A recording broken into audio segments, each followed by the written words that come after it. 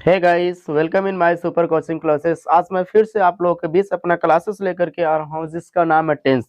मैंने first part में आप लोगों को मैंने पढ़ाया था टेंस के बारे में, टेंस के इंट्रोडक्शंस के बारे में, टेंस कितने प्रकार का होता है, इन सारी चीजों के बारे में। और इसी के साथ साथ मैंने आप लोग प्रेजेंट इंडेफिनिट टेंस का फॉर्मेटिव एंड नेगेटिव सेंटेंस को कैसे फॉर्मेशन किया जाता है, हिंदी से इंग्लिश में कैसे कन्वर्ट कर सकते हैं, ये सारी चीजें मैंने फर्स्ट पार्ट में आज मैंने क्या कर दिया था, आप लोगों को बता दिया। आज मैं आप लोगों को टेंस का सेकंड पार्ट लेकर के आया हूँ, पार्ट सेकंड लेकर के आया, जिसमें आज आप लोगों को यह बताया जाएगा कि जो हमारा टेंस होता है, टेंस को मैंने बताया था सर कितने पार्ट होते हैं, तो उसी में आज दूसरा पार्ट आप लोग पढ़ा जाएगा। दूसरा पार्ट पढ़ाने से पहले आज मैं आप लोगों को बताने जा रहा हूँ टेंस में जो मैंने प्रेजेंट इंडेफिनिट टेंस बताया था उसका उस फर्स्ट पार्ट में मैंने आपको छोड़ा था कि इंट्रोगेटिव सेंटेंस। मैं इंट्रोगेटिव सेंटेंस के बारे में फर्स्ट पार्ट में मैंने क्या कर दिया था, छोड़ दिया था। तो आज पहले उसी पे बात होती है, उसके बाद मैं आपको स्टार्ट करूंगा प्रेजेंट कंटिन्यूअस टेंस। तो चलिए आइए सीखते हैं हम सबसे पहले कि पार्ट टू में प्रेजेंट इंडेफिनिट टेंस का इंट्रोगेटिव सेंटेंस के बारे में, इंट्रोगेटिव सेंटेंस के बारे में हम लोग क्या करते हैं, सीखते हैं। प्रेजेंट इंडेफिनिट टेंस के सेकंड पार्ट का इंट्रोगेटिव के बारे में आज हम लोग सीखते हैं कि जिसकी हिंदी होती है प्रश्नवाचक वाक्य। हाँ भैया, क्या होती है प्रश्नवाचक वाक्य? अब सबसे बड़ी चीज है कि ये प्रश्नवाचक, इसकी जब मीनिंग ही क्या होती है, प्रश्नवाचक, इसकी हिंदी जो होती है वह क्या होता है, प्रश्नवाचक वाक्य होता है। यानी प्रश्नवाचक वाक्य का मतलब प्रश्न, प्रश्न का मतलब आप लोग तो समझते क्या होता है। प्रश्न का मतलब क्या होता है, जब हम किसी से कोई चीज के बारे में पूछते हैं, किसी भी चीज के बारे में पूछते हैं, तो वही हमारा क्या होता है, प्रश्नवाचक सेंटेंस होता है। यानी हम जब कोई सेंटेंस के अकॉर्डिंग हम लोग क्या करते हैं, हर किसी से बात करते हैं। जब हम किसी से बात स्टार्ट करते हैं उसमें हमारा सेंटेंस वाइज एक पैराग्राफ बनता जाता है, एक स्टोरी बन जाती है। इसी तरीके से बहुत सारी बातों को हम लोग क्या करते हैं। हमारा वही चीज है कि प्रश्नवाचक वाक्य का मतलब हम कह सकते हैं कि ऐसा वाक्य जिसके द्वारा क्या किया जाए, प्रश्न पूछा जाए। यानी हम कह सकते हैं जिसको हम हिंदी में कह सकते हैं क्वेश्चन सेंटेंसेस। क्या कह सकते हैं, क्वेश्चन सेंटेंसेस कह सकते हैं कि यानी ऐसा ऐसा वाक्य जिसके द्वारा क्या किया जाए, क्वेश्चन पूछा जाए, प्रश्न पूछा जाए, तो हमारा क्या होता है, इंट्रोगेटिव होता है। आज हम लोग पढ़ेंगे तो इंट्रोगेटिव को जो हमारे प्रेजेंट इंडेफिनिट टेंस के सेंटेंस आएंगे उसको हम इंग्लिश में कैसे कन्वर्ट करेंगे, किस तरीके से हम उसको कन्वर्ट करेंगे, इन सारी चीजों के बारे में हम लोग आज अध्ययन करेंगे। तो चलिए मैं लेकर के आता हूं कि सबसे पहले जानना पड़ेगा सर कि इंट्रोगेटिव जो सेंटेंस है, जो ये इंट्रोगेटिव सेंटेंस है, इसका कितने पार्ट में हम सेंटेंस को विभक्त कर सकते हैं, कितने पार्ट में इसका सेंटेंस बनता है। आपको सबसे पहले याद रखिएगा जो इंट्रोगेटिव सेंटेंस है इसका सेंटेंस हमारा दो पार्ट्स में डिवाइड होता है। एक हमारा होता है कि यस या नो टाइप्स क्वेश्चन, यस या नो टाइप्स हमारा क्या होता है, क्वेश्चन होता है। और दूसरा हमारा होता है मेरे प्यारे W S type question. Yes या नो टाइप्स क्वेश्चन क्या होता है, मैंने कहा था कि यस या नो टाइप्स क्वेश्चन हमारा वह क्वेश्चन होता है जिसका जवाब हम केवल यस या नो में देते हैं।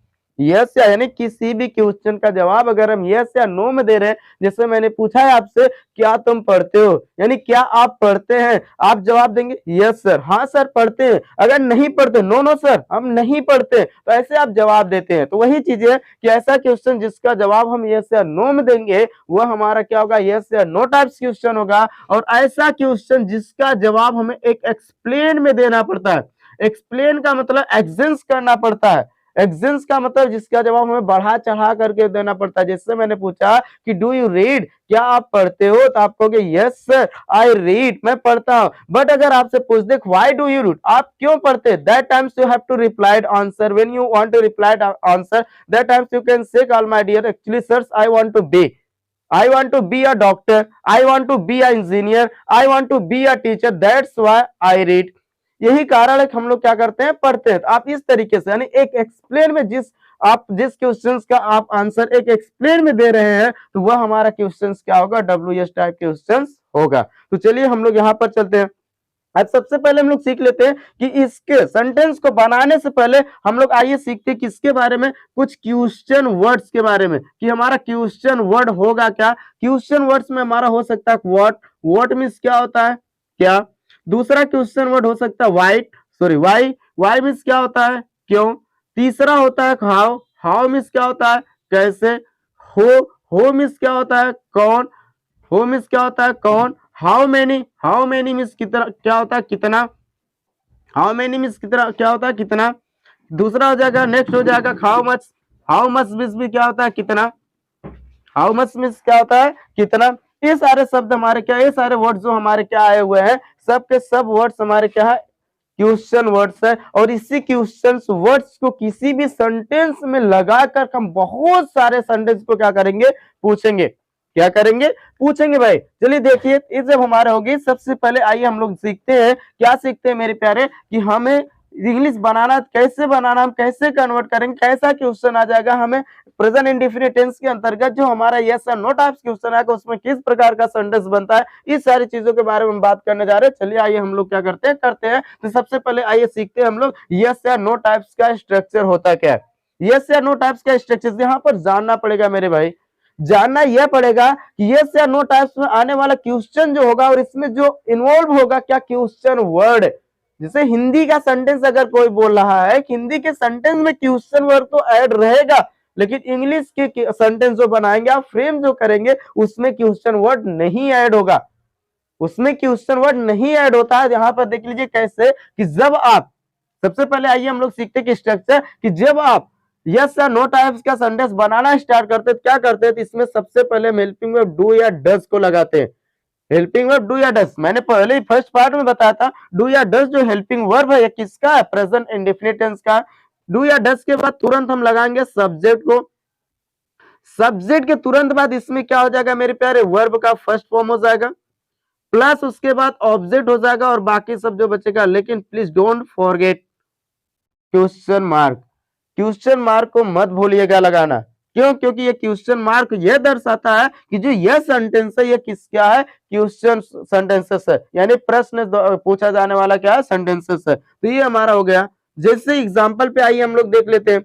हमने कहा क्या कि स्ट्रक्चर आपका, रूल्स आपका कंप्लीट है तो आपके पास कोई भी समस्याएं नहीं आती। अभी बहुत सारे सेंटेंस आपको क्या किया जाएगा, बताया जाएगा। कैसे बताया जाएगा मेरे प्यारे, चलिए देखिए। जैसे मैंने एक सेंटेंस बोला, क्या तुम पढ़ते हो, क्या तुम पढ़ते हो, सेंटेंस पूछा गया क्या तुम पढ़ते हो। इसमें देखिए क्वेश्चन स्रोत हमारा प्रेजेंट इंडेफिनिट, यानी किसी भी सेंटेंस का इंट्रोगेटिव का यस या नो टाइप क्वेश्चन से ही कहता है कि अगर हिंदी का जो सेंटेंस है उसमें क्वेश्चन वर्ड वाक्य के पहले लगा हुआ है तो उसकी इंग्लिश ना लिख करके उसकी जगह हम तुरंत किसको यूज करते हैं, हेल्पिंग वर्ब को यूज करते हैं। तो हेल्पिंग वर्ब इसमें आप सब्जेक्ट के अकॉर्डिंग क्या करेंगे, यूज करेंगे। सब्जेक्ट के अकॉर्डिंग इसमें आप लोग हेल्पिंग वर्ब को क्या करेंगे, यूज करेंगे। अगर आपका सब्जेक्ट क्या सिंगुलर है तो उसके साथ हेल्पिंग वर्ब क्या करेंगे, डज यूज करेंगे। अगर आपका सब्जेक्ट प्लूरल है तो उसके साथ हेल्पिंग वर्ब क्या यूज करेंगे, डू यूज करेंगे। तो चलिए देखिए कैसे, तो यहाँ पर हेल्पिंग जो हमारा सब्जेक्ट दिख रहा है मेरे प्यारे, या प्लूरल में दिख रहा है, तो यहाँ पर हम क्या यूज करेंगे, डू यूज करेंगे। और डू के बाद रूल कह रहा सब्जेक्ट लगा दो, तो हमने लगा दिया। उसके बाद कह रहा वर्ब का फर्स्ट फॉर्म पढ़ना क्या हो जाएगा, वर्ब है, हमने क्या लगा दिया, रेड, क्वेश्चन मार्क मत भूलिएगा। हमने पूछा डू यू रीड, क्या तुम पढ़ते हो, आप जवाब दोगे। अगर आपको यहाँ पर आंसर रिप्लाई करना तो आप डायरेक्टली बोलोगे यस आई रीड, हाँ मैं क्या करता हूँ, पढ़ता हूँ, या डायरेक्टली आई डू, मैं करता हूँ एक काम, ठीक।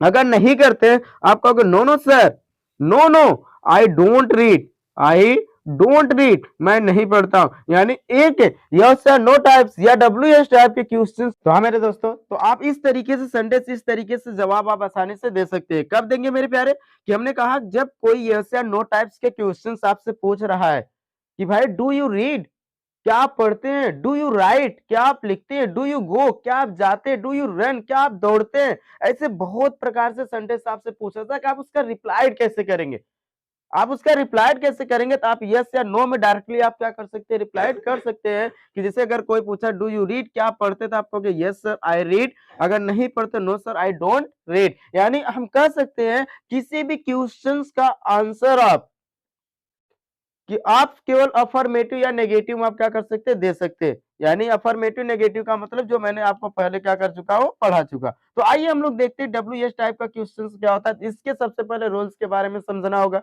कि हाँ रूल क्या होता है मेरे प्यारे। तो हमने कहा क्या कि क्वेश्चंस, यानी जब डब्ल्यू एस टाइप क्वेश्चंस हम देखेंगे जो इसका हिंदी का सेंटेंस आ जाएगा, तो इसमें क्वेश्चन वर्ड हिंदी के सेंटेंस में पहले आ रहा था, लेकिन इसमें क्वेश्चन वर्ड हिंदी के सेंटेंस के कहाँ आएगा, बीच में आएगा। यानी जब किसी भी सेंटेंस में अगर क्वेश्चन वर्ड्स हम वाक्य के बीच यानी सेंटेंस के बीच में देख रहे हैं तो उसकी इंग्लिश हम सबसे पहले लिख देते हैं। यही क्या कहता है, कौन कहता है, डब्ल्यू एस टाइप का रूल कहता है।